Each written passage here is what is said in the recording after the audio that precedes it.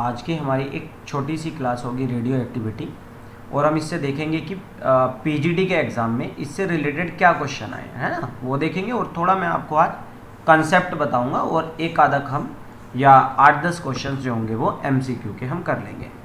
तो इसमें कुछ पहले मैं बेसिक से आपको कंसेप्ट बता देता हूँ और हम बिल्कुल शुरू से ही चलते हैं। जैसे आइसोटोप के बारे में आपको पता है, आइसोटोप क्या होते हैं ना, जिनके सेम एटॉमिक क्या होते हैं, नंबर होते हैं, लेकिन डिफरेंट एटॉमिक मासेस होते हैं, वो आपको पता है ना।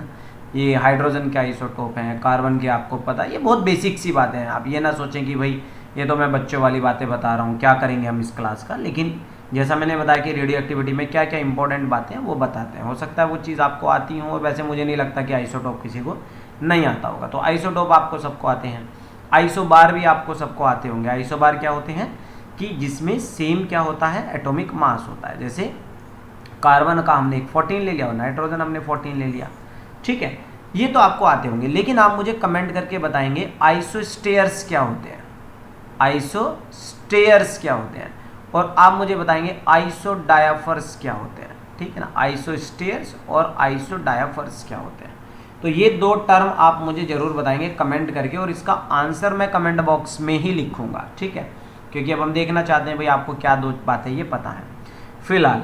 उसके बाद एक आता है आपका मिरर न्यूक्लियाई क्या होते हैं, ठीक है, ये मैं आपको बता देता हूँ। मिरर न्यूक्लियाई, मिरर न्यूक्लियाई क्या होते हैं, ये आ जाते हैं भाई, इस तरह के क्वेश्चंस आ सकते हैं।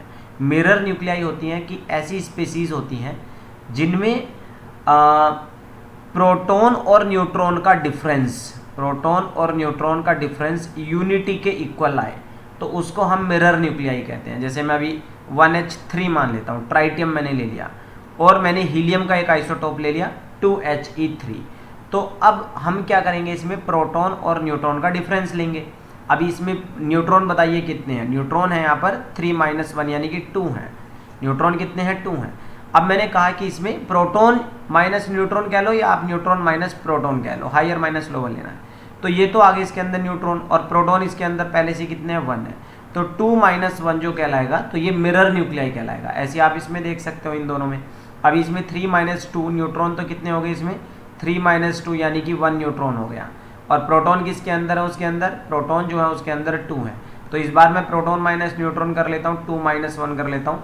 तो इसमें क्या हुआ, यहाँ पर एक ये ऐसी स्पीसीज हैं जिसमें डिफरेंस जो है न्यूट्रॉन और प्रोटॉन का वो यूनिटी है दोनों के अंदर, तो ये दोनों एक दूसरे के मिरर न्यूक्लियाई कहलाएंगे, ठीक है। अब जो सबसे इंपॉर्टेंट क्वेश्चन है जो पीजीडी के एग्जाम में पूछा गया है, वो न्यूक्लियर किससे रिलेटेड है, वो न्यूक्लियर स्टेबिलिटी से रिलेटेड है, न्यूक्लियर स्टेबिलिटी से रिलेटेड है। तो इससे रिलेटेड मैं 2-3 बातें बताऊंगा, वो आप वीडियो को रोक कर या फिर भैया आप साथ के साथ नोट करते चलें। एक होता है even odd nature of nucleons, क्या होता है आप साथ के साथ लिखते चलें, even odd nature, even odd nature of nucleon. अब न्यूक्लियॉन तो आपको पता ही है क्या होता है, जो न्यूक्लियस के अंदर होते हैं प्रोटॉन और न्यूट्रॉन, उनकी बात कहते हैं। इस कंसेप्ट को या इस रूल को हम हार्किन कंसेप्ट बोलते हैं, हार्पिक नहीं है, हार्किन्स कंसेप्ट है। और हार्किन्स रूल के अकॉर्डिंग क्या कहता है कि आप इसको नोट करते चले जाएं, ये बहुत इंपॉर्टेंट बातें हैं, पीजीडी के एग्जाम में इसी से रिलेटेड क्वेश्चन आए हैं। ऐसे न्यूक्लियाई, ऐसे न्यूक्लियाई, न्यूक्लियाई की स्पेलिंग NUCLEI, ऐसे न्यूक्लियाई जिनके पास क्या है, इवन नंबर हैं। किसके इवन नंबर हैं, even number of proton and neutron.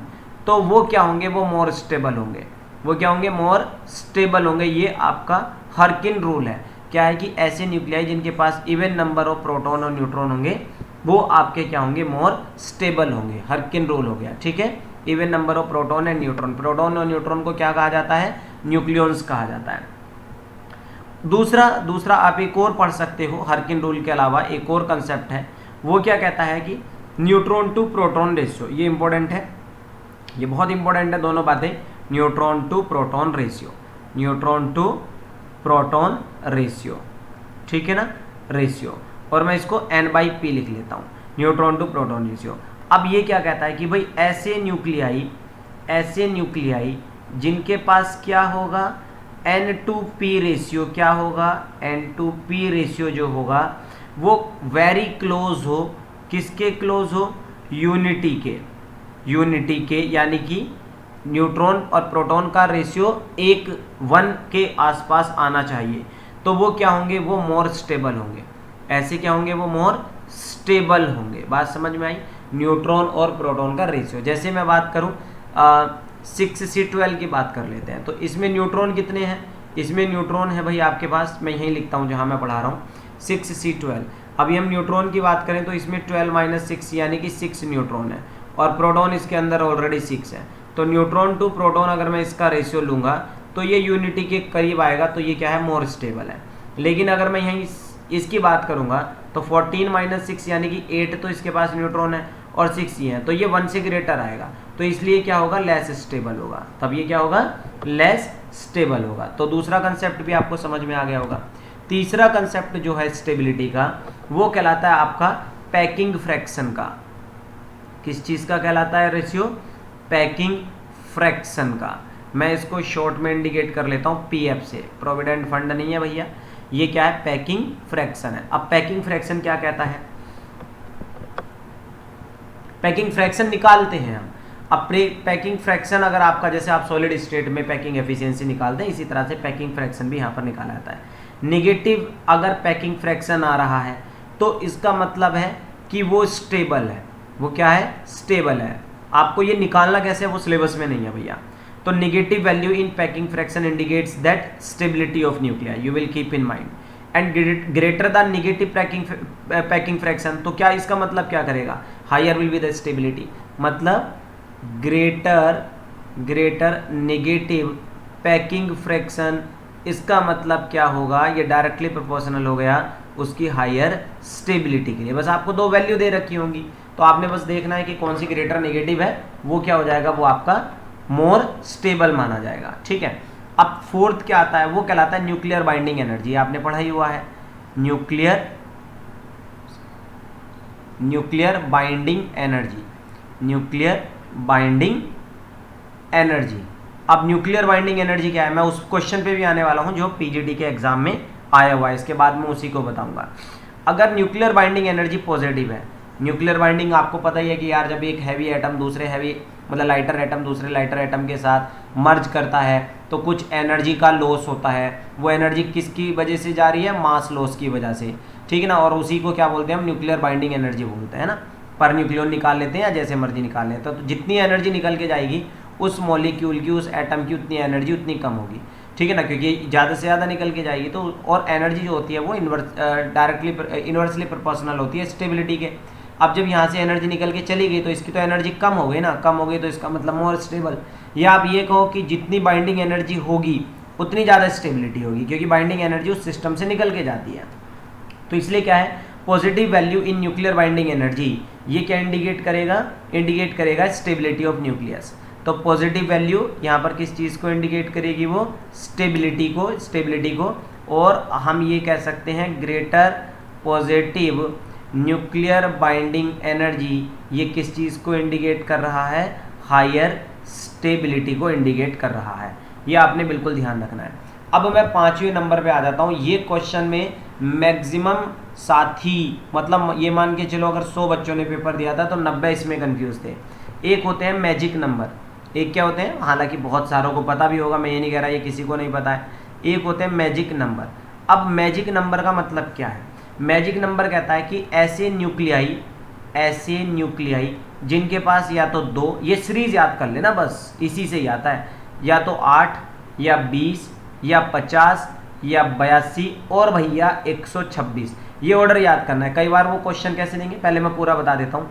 इतने नंबर ऑफ प्रोटॉन हो, या तो इतने प्रोटॉन हो, या क्या हो उसके अंदर इतने न्यूट्रॉन्स हो, वो ऐसे न्यूक्लियाई क्या कहलाएंगे, मोर स्टेबल होंगे। ऐसे न्यूक्लियाई क्या होंगे, वो मोर स्टेबल होंगे। अब क्योंकि ऐसे नंबर ने एक एडिशनल स्टेबिलिटी दी, इसलिए इन नंबर को मैजिक नंबर कहते हैं। भाई जादू हो गया ये तो। अब पीजीडी के एग्जाम में क्या आया था, यूपी पीजीडी के एग्जाम में, यूपी पीजीडी के 2021 के एग्जाम में क्या आया था, मतलब 20 का पेपर था जो 21 में एग्जाम हुआ था, उसमें वो एक सीरीज दे रखी थी। 25 के बाद शायद कुछ गैप छोड़े हुए थे और कहा था कि इनमें क्या आएगा।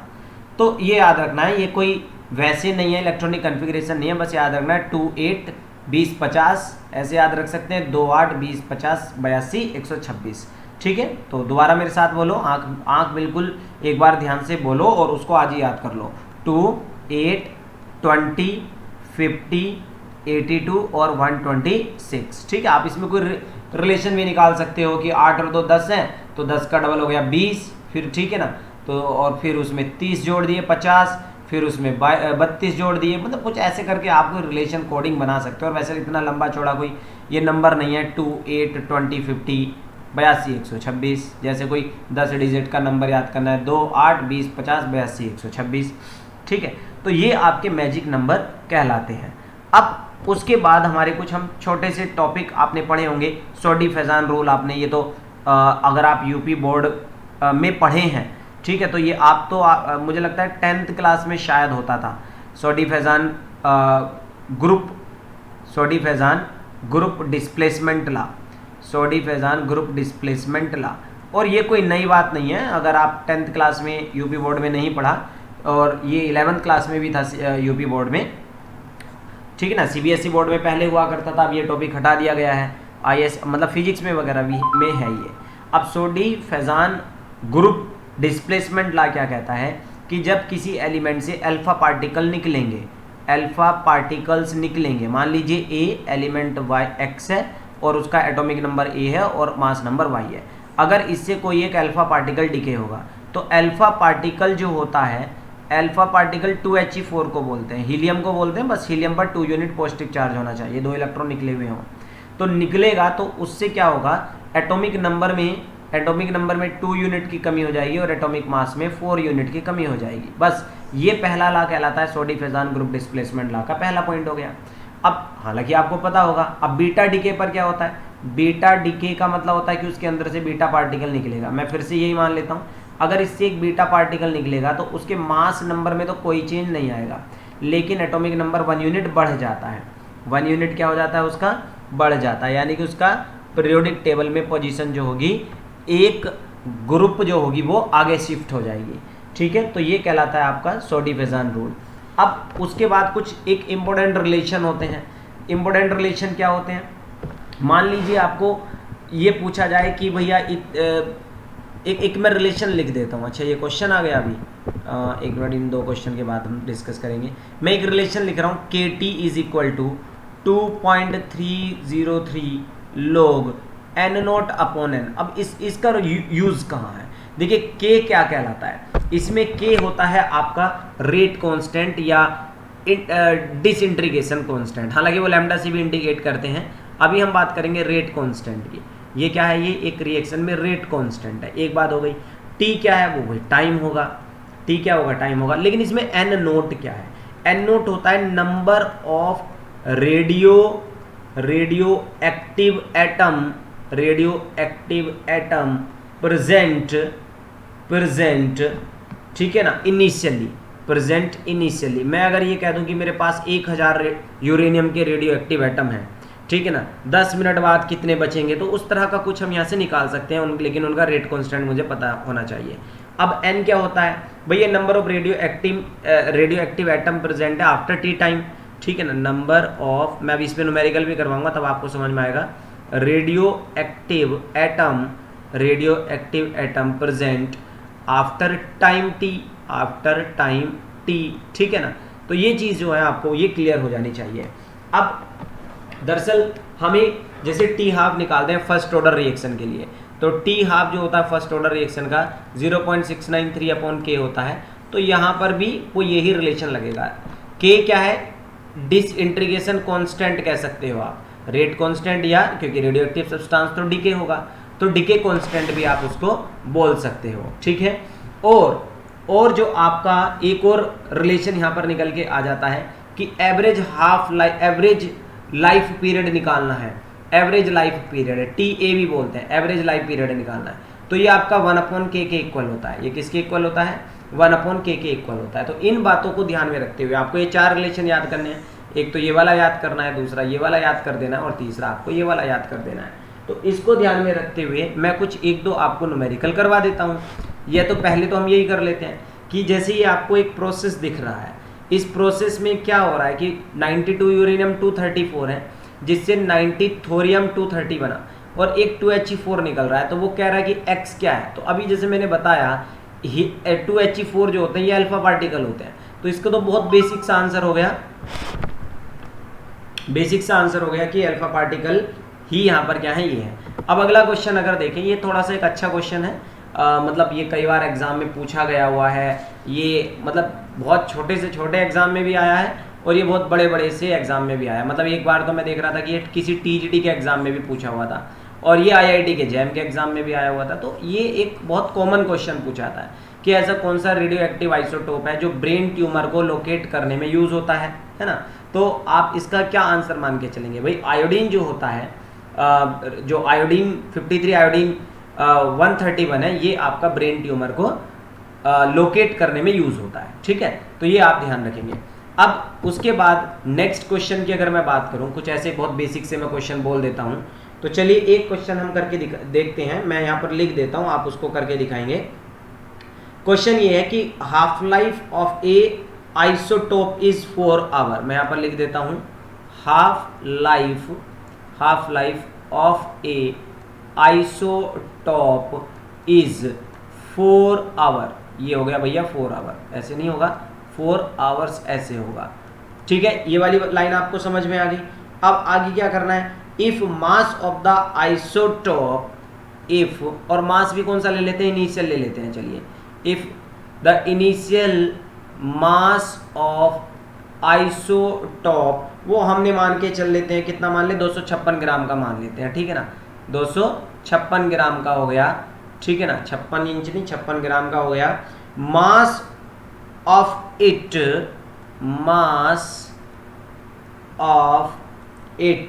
रिमेनिंग अनडिकेड, जो टूटा नहीं, अनडिकेड, DACAYED, अनडिकेड, आफ्टर 18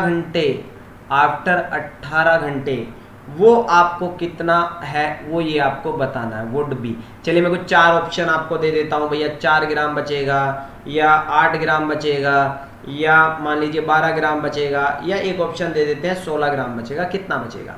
तो जब आप इस क्वेश्चन को करेंगे, तो मैंने अभी आपको पिछली स्लाइड में क्या बताया था,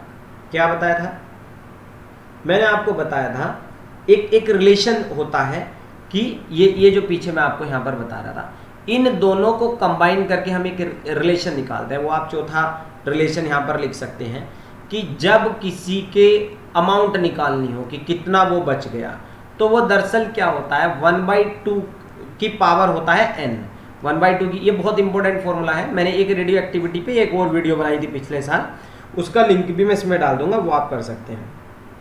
अब ये जो n जो है, ये n बहुत इंपॉर्टेंट है। अब ये n होता क्या है, ये होता है टोटल टाइम को t½ से डिवाइड करके। मतलब आप ये मान सकते हैं कि ये है कितने हाफ लाइफ पीरियड है, n होता है number of half life period. तो टोटल समय को एक हाफ लाइफ से डिवाइड कर देंगे तो ये आपका आंसर निकल के आएगा कि नहीं आएगा। तो ये यहाँ से निकल के आएंगे, बहुत इंपॉर्टेंट रिलेशन है ये, कि कितना बचा, कितना लिया था, 1/2 की पावर n, और n होता है टोटल टाइम बटे t½ इस चीज़ को मैं यहाँ पर लगा रहा हूँ। क्या फॉर्मूला था दोबारा बताइए, कितना बचा, कितना लिया, 1/2 की पावर n, और n होता है टोटल समय और एक हाफ लाइफ का समय। तो अब यहाँ पर आप बताइए टोटल घंटे कितने लग रहे हैं भाई उसको, 4 घंटे, कितने घंटे लग रहे हैं उसको। चलो इसकी 4 की जगह ना 3 कर लेते हैं, हमारी कैलकुलेशन आसान हो जाएगी, ठीक है। ऐसे ही आएगा, आपको इजी कैलकुलेशन वाला आएगा। कुछ कहते हैं जी इतनी लंबी चौड़ी, जैसे एक साथी आज ही पूछ रहा था कि जी मैं पहले चैप्टर से कौन से क्वेश्चन करूं। भाई इतने भारी क्वेश्चन करने की जरूरत ही नहीं है, इतनी लंबी कैलकुलेशन वाले थोड़ी ना आएंगे। तो n हो गया, टोटल समय लग रहा है उसको कितना समय लग रहा है उसको, 18 आवर्स लग रहा है पूरा, ठीक है ना। रिमेनिंग आफ्टर 18, टोटल समय कितना लग रहा है उसको 18, और उसका हाफ लाइफ पीरियड कितना है, 3 आवर्स है। तो n तो आ गए भैया हमारे पास 6। तो अब कितना बचा ना, ये हमने लेना है। और शुरू में कितना लिया हमने, शुरू में लिया 256 ग्राम लिया, और ये 1/2 की पावर हो गया 6 हो गया है। बस ये आपने 1/2 गुणा 1/2 गुणा 1/2 गुणा 1/2 करके 6 बार लिख लेना है। और जब आप इसको सोल्व करोगे तो भैया आपके पास आंसर 4 आएगा, ठीक है ना। कितना आ जाएगा, ये 4 आ जाएगा। 2 दूनी 4 दूनी 8 दूनी 16 दूनी 32, ठीक है ना। अरे ये हो गया ना 2 दूनी 4 दूनी 8 दूनी 16 दूनी 32, 1 2 3 4 5, 32 दूनी 64, 1 2 3 4 5 6, तो यानी कि 256/64 है। और इसको 4 से डिवाइड करेंगे, मतलब 64 को डिवाइड करेंगे, 256 को 64 से डिवाइड करेंगे तो 4 आंसर आएगा। तो इसलिए आपका आंसर जो होगा वो 4 ग्राम जो होगा यहाँ पर बच जाएगा। तो उम्मीद है ये वाली बात आपको समझ में आई होगी। ऐसे ही ना, मतलब ये तो चलो एक रिलेशन हो गया, इसी से रिलेटेड ना कुछ सीरीज होती हैं। जब डिके होता है तो डिसइंटीग्रेशन की कुछ सीरीज होती हैं, वो आपने पढ़ी भी होंगी, है ना। अब उनके मास जो बच जाता है, मैं सीरीज के नाम बता देता हूँ। एक होती है थोरियम सीरीज, कई बार ये पूछ लेते हैं। एक होती है आपकी थोरियम सीरीज, मतलब डिके की, जब डिके होने के बाद मास बचता है तो हम उसको थोरियम सीरीज बोलते हैं। और इसका दूसरा नाम होता है 4n, इसको क्या बोलते हैं 4n सीरीज। एक होती है यूरेनियम सीरीज, एक होती है यूरेनियम सीरीज। अब इस यूरेनियम सीरीज को क्या बोलते हैं 4n+2 बोलते हैं। यूरेनियम सीरीज को क्या बोलते हैं 4n+2। एक होती है एक्टीनियम सीरीज, एक्टीनियम। अब ये सीरीज क्या होती है, इनके बारे में मैं एक कल वीडियो बना दूंगा, अगर आपको नहीं पता है तो कमेंट में बता देंगे। इसको 4n+3 बोलेंगे। और एक इन सबसे अलग होती है नेपच्यूनियम सीरीज। अब ये क्या है भैया, हालांकि जो आपके एटॉमिक मास हैं उन्हीं पर बेस है ये नेपच्यूनियम, NEPTI, गलत लिखा गया, NEPTUNIUM। नेपच्यूनियम सीरीज को हम क्या कहते हैं, नेपच्यूनियम सीरीज को कहते हैं 4n+1। अब आप कहेंगे सर यहीं लिख लेते तो भी ज़्यादा अच्छा होता, तो इनको मैंने थोड़ा अलग अलग इसलिए लिखा, 1 वाली सीरीज को अलग इसलिए हटा दिया कि जो पहली ये 3 सीरीज होती हैं ये नेचुरल होती हैं, ये नेचुरली आपकी अपने आप हो जाएंगी, नेचुरल अकरिंग है, एलिमेंट के अंदर अपने आप होती रहेंगी। और जो लास्ट वाली है ये आर्टिफिशियल है, आप इसको अपने आप नहीं कर सकते, ये आर्टिफिशियली आपको बनानी पड़ेगी तब ये होगा। तो इसलिए मैंने इसको थोड़ा सा क्या कर दिया है, अलग कर दिया है, ठीक है। चलो मैं एक और क्वेश्चन पे आपको करवा देता हूं, फिर आप मुझे उसका आंसर बताना कि बीटा डिके जो होता है, मैं यहां पर लिख देता हूं कि beta particle is emitted in radio activity by, पहला कौन सा है भैया, कन्वर्जन, ये अच्छा क्वेश्चन है, conversion of proton to neutron, एक तो ये है। दूसरा हो सकता है, क्या हो सकता है कि वो बीटा डिके हो रहा हो फ्रॉम आउटरमोस्ट ऑर्बिट से होता है क्या बीटा डिके। तीसरा हो सकता है न्यूट्रॉन से प्रोटॉन में कन्वर्जन होता हो, या भैया बीटा पार्टिकल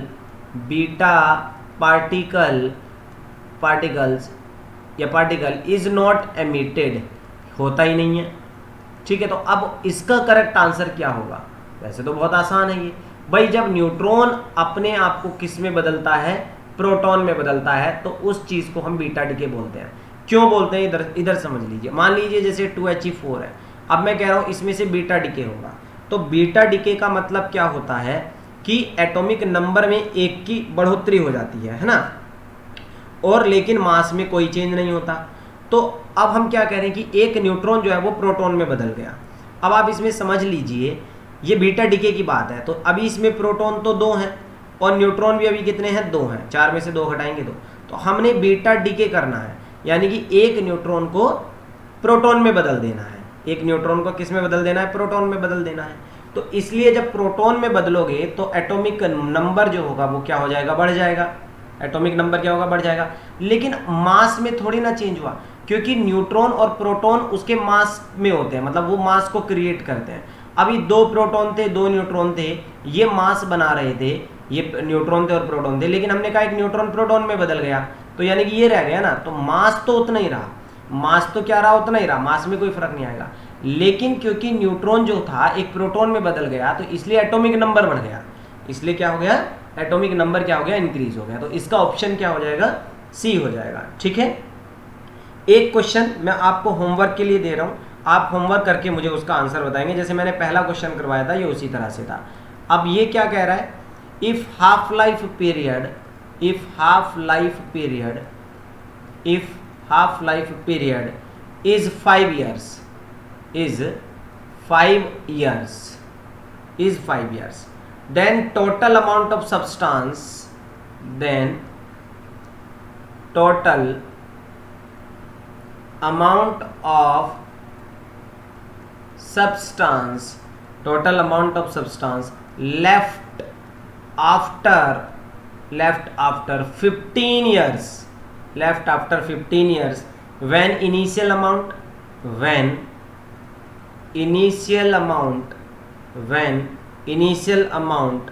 is 64 ग्राम। मैं 4 ऑप्शन दे देता हूँ, 16 ग्राम, एक दे देता हूँ 2 ग्राम, एक दे देता हूँ 32 ग्राम और एक लिख देता हूँ 8 ग्राम। ये बिल्कुल उसी पर बेस्ड है जैसे क्वेश्चंस हमने अभी एक पीछे मैंने आपको क्वेश्चन करवाया था, तो आप उसी पर बेस्ड इसका आंसर निकाल के बताएंगे। ठीक है, तो उम्मीद है आपको आज की क्लास हमने थोड़ी छोटी रखी है, वही समझ में आई होगी। और मॉक टेस्ट सीरीज जो है ऑलमोस्ट हमारी पहली सीरीज जो थी हमारी 2 मॉक टेस्ट चल रहे थे, एक तो डबल मॉक टेस्ट सीरीज चल रही थी 2 जुलाई से चल रही थी, ठीक है ना, और ये 4-5 सितंबर तक चलनी थी। पहले 2 जुलाई से लेके 2 अगस्त तक है और फिर 4 अगस्त से लेके 4 सितंबर तक है, 4 अगस्त से लेके 4 सितंबर तक।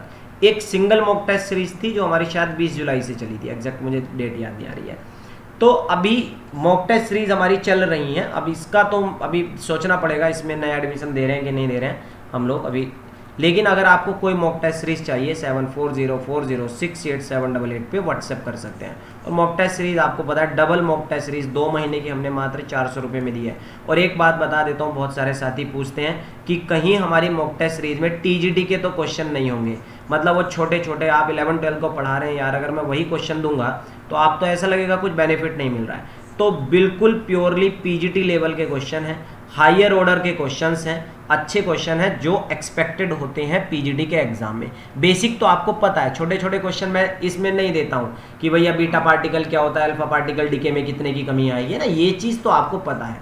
अच्छे लेवल के क्वेश्चन आपको करते हुए लगे कि हाँ भाई हम एक टीचर थे, पढ़ा रहे थे स्कूल में, फिर भी इन क्वेश्चन को करने में हमें मजा आया। अब ऐसे भी नहीं है मैं उठा के आपको IIT के क्वेश्चन दे दूंगा, जेई के क्वेश्चन दे दूंगा, नेट के क्वेश्चंस दे दूंगा, है ना, नेट के क्वेश्चन दे दूंगा, गेट के क्वेश्चन दे दूंगा। हालांकि गेट के कुछ क्वेश्चन मैंने दिए थे, क्यों दिए थे, क्योंकि पीजीटी के एग्जाम में भी आए थे भैया 2021 के पेपर का अगर आपने देखा हो तो बहुत सारे गेट के क्वेश्चन एज इट इज आए हुए थे। लेकिन ये नहीं है कि सारे गेट के क्वेश्चन आएंगे, तो एक लेवल होता है, वो लेवल मुझे पता है, उस हिसाब से मैं कुछ क्वेश्चंस दे रहा हूँ, आपकी तैयारी करवा रहा हूँ। तो अगर आपको कोई टेस्ट सीरीज लेनी है, सिंगल वाली 200 रुपीज़ की है, डबल वाली 400 की है, आप इस पर व्हाट्सएप करें।